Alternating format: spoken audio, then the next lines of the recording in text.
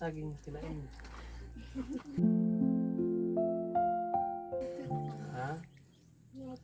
Wala ba kayong ano, ataray?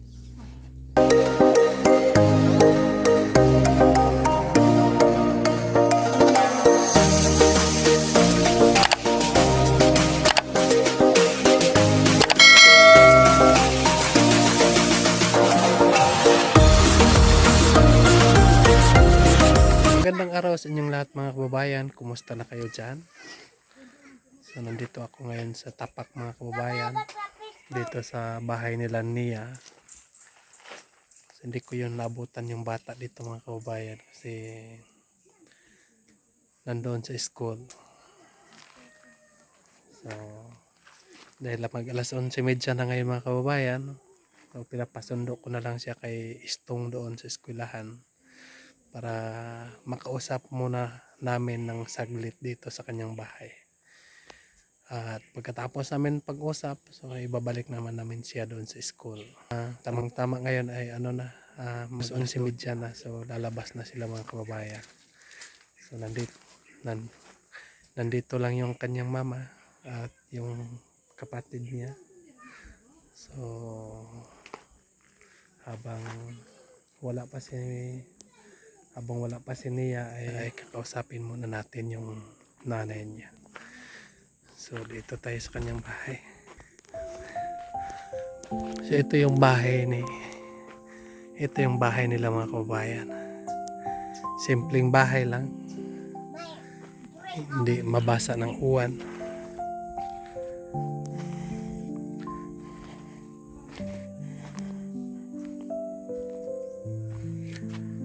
Dito yung nanay ni mama ni Nia mga kababayan. So kakausapin muna natin siya.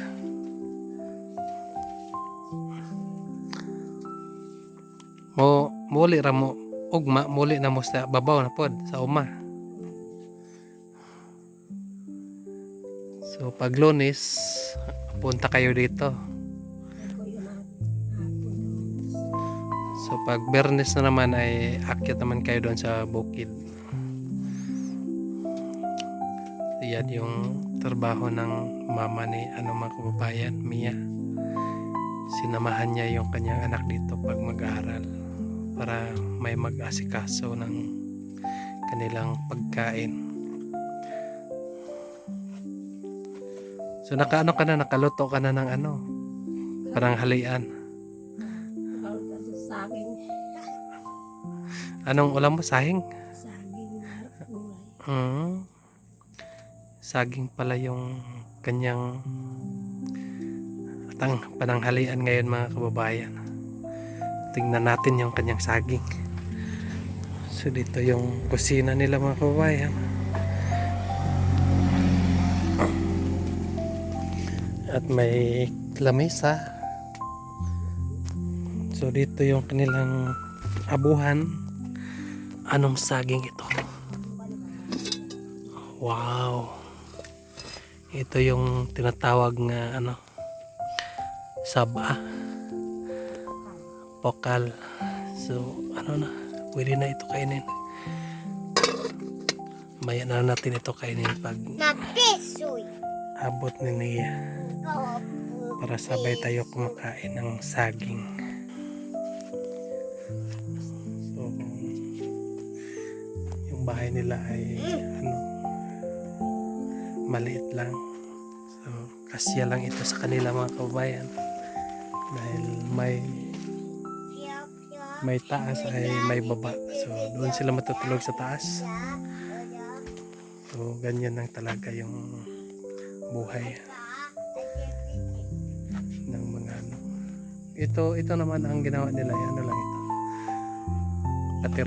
Patirahan lang nila sa nag-aaral. So kaya ganito lang siguro yung ginagawa nilang bahay. Pero doon sa kanilang bukid, nakita ko naman yung bahay ng kanyang papa doon. Nakita ko naman ang bahay nila ang laki naman yung bahay nila doon. So yan ang nakita ko. So mayroon pang niyog mga kababayan. Sarap-sarap siguro yung sabaw ng niyog.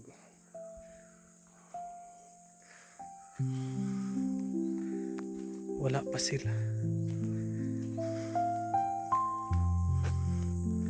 Baka nakaalis si Nia. Baka pupunta ng kanyang kaklasmate doon. Antayin lang natin dito mga kababayan.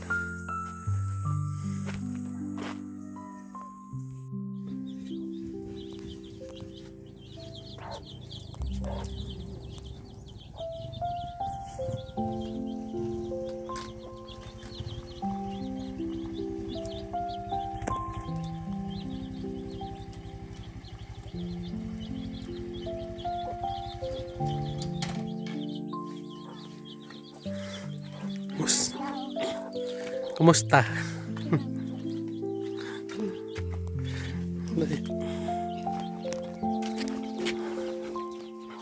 Kumusta yung pag-aral?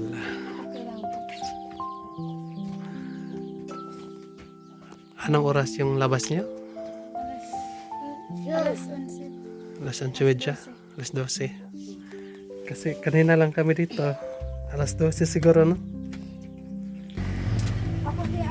Yakay. Saging po, kainter. Oh, lagay mo lang dyan. Kainte ng saging. Saging stong. Saging ng kagubatan.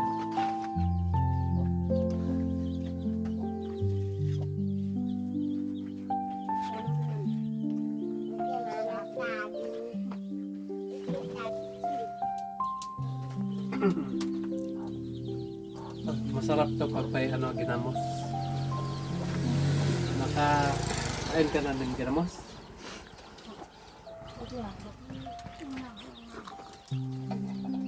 Oo. Saw-saw mo lang ng bagoong.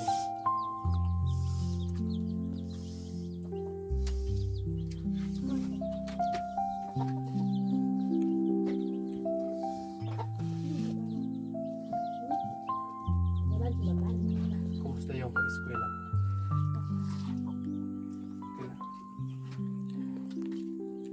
Kailangan nga laging perfect ka sa eskwelahan. Ha? At pagsipagan mo yung pag-aaral mo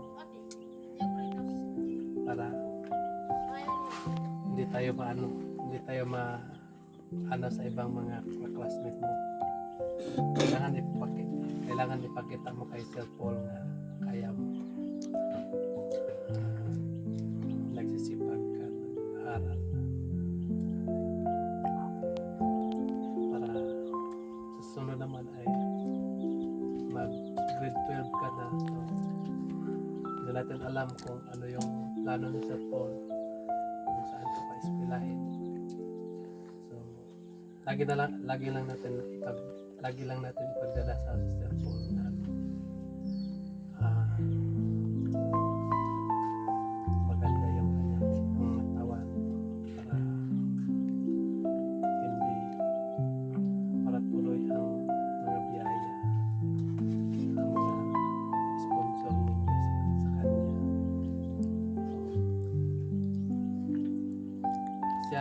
Wala siya ngayon dito. Inutusan lang ako ni Sir Paul na pupuntahan kayo dito at tingnan kung nag-aaral ba ka o wala. So siya ay nandoon sa Visayas. Nag-chat lang siya sa akin kahapon nga puntahan mo si Mia doon. Kumustahin mo siya. So hello po sir, so nandito na ako sa tapat. Kausap ko na si Mia. So kakauwi lang niya galing ng school. Pinasundo ko siya doon para kausapin. At ngayon, nagkakain na kami ng saging. Bakit saging kinain? Ha? Wala ba kayong atarize? Wala kayong atarize? Wala kayong nakatanim? Doon kasi sa ibang sityo, maraming atarize ngayon. Diba?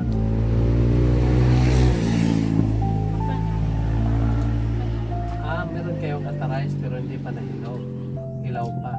Kasi nung isang araw, nag-harvest ako ng atarais. Harvest ako ng palay. Ano? So yung, pag-harvest natin ay marami pang mga gagawin natin para magawa bigas. Kailangan pa ng araw. So kapag mag-harvest tayo ngayon, hindi pa natin makakain mamaya. Abutan pa ng 2 araw so bago natin makakain. So ngayon ay nagpunta ako dito para magbigay ng allowance mo sa iyong pag-aaral. So, kain muna tayo. Kain muna tayo.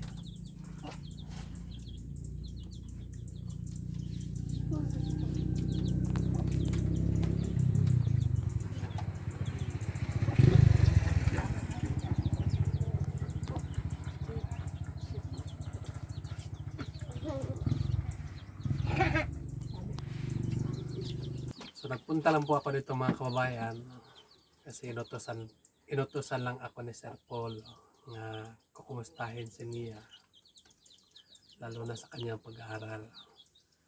So nakausap ko naman yung bata. So siya ay kagagaling lang ng eskwelahan. So sabi ko sa kanya nga ayos-ayusin yung pag-eskwelan niya. Kailangan nga laging perfect doon sa eskwelahan para hindi mo sasayang yung pinagpaguran ng isang tao na tumutulong sa kanya.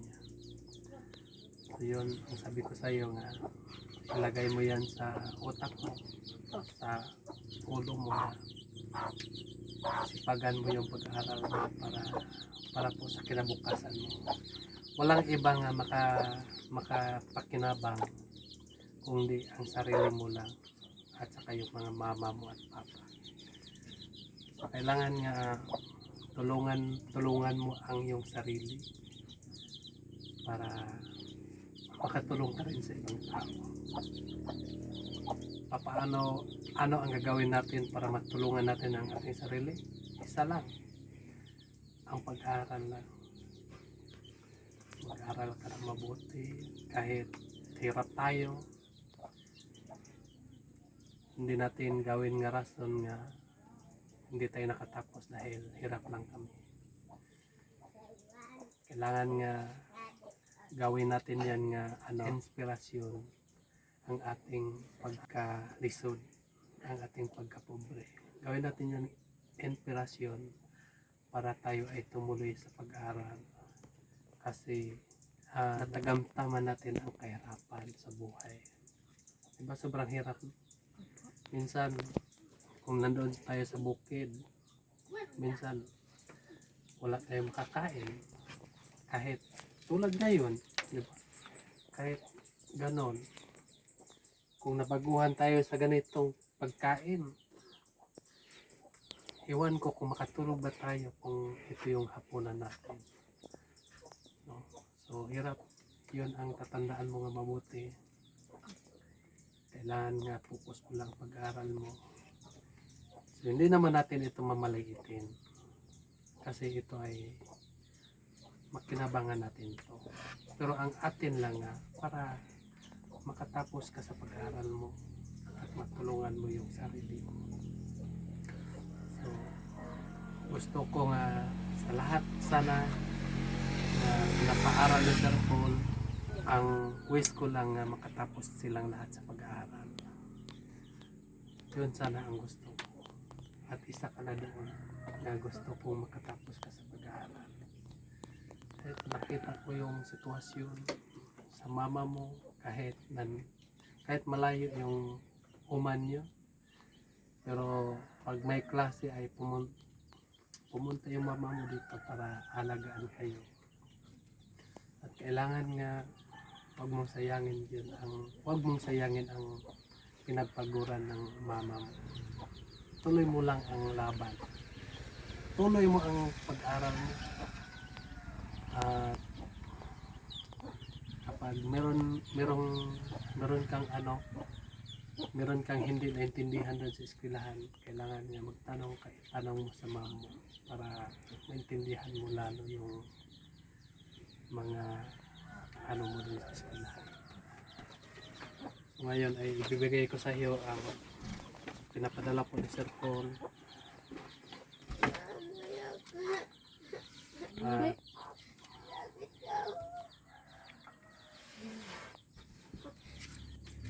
ito po ay galing po ito kay Sir Paul, mga kababayan, para po kay Lia. Ito lang ang sasabihin ko sa iyo na kahit saan tayo, kahit tayo ay tumanda na, kahit tayo ay maging lolo na ako at lola ka na rin, ito ang tatandaan mo. Huwag mong kakalimutan ang tao nga nagtulong sa iyo. Kahit ikaw, dumating ang panahon nga ikaw na yung presidente, kunwari, malay ko kung maging ikaw yung presidente ng ating Pilipinas, di ba? So, hindi natin kakalimutan yung taong nagtulong sa atin. Dahil po ay sila ay nandito tayo sa baba, tayo ay pinakamaliit. Ginagawa nila ng paraan nga para tayo ay tumataas. So dapat ay kapag nandoon na tayo sa taas, huwag natin kakalimutan yung tao nga nagtulong sa atin, no? So ngayon ibigay ko na sa iyo. Ganunin mo yung kamay mo. 1, 2, 3, 4, 5. Salamat po. So yun. So yan na yung pira ni Mia at maraming salamat po kay Sir Paul. Sana po ay mag-ingat ka dyan palagi. Mag-ingat kayo ng PB team, no? So ito yung reason nga nung hindi ako napasama sa kanila, mga kababayan, dahil po ay marami tayong mga estudyante dito, marami tayong dapat nga hindi pwedeng iwan. So sabi ni Sir Paul ay dito na lang ako, magpaiwan ako dito kasi meron din akong mga bukid na dapat nga alagaan. So ano yung masabi mo kay Sir Paul? Salamat po, Sir Paul, sa binigyan ng alawan sa akin. Maraming salamat po. Sana mag-ingat po kayo dyan sa mga lakad. So yun, mga kababayan. So saka maraming salamat po sa lahat din na mga taga-subaybay sa aming mga YouTube. Sana po ay huwag kayong magsawa nga taga-subaybay sa amin. Para ipagpatuloy namin din ang aming pagmimisyon ng PBT. Kahit kami ay nagkaiwalay-walay, pero nag-isa pa rin ang aming mga puso. Handa pa rin kaming tumulong at magkaisa kami para magaan yung mga trabaho namin. So yun lang, mga kabayan. Maraming salamat po. Mag-ingat ka dyan palagi. God bless you. Bye.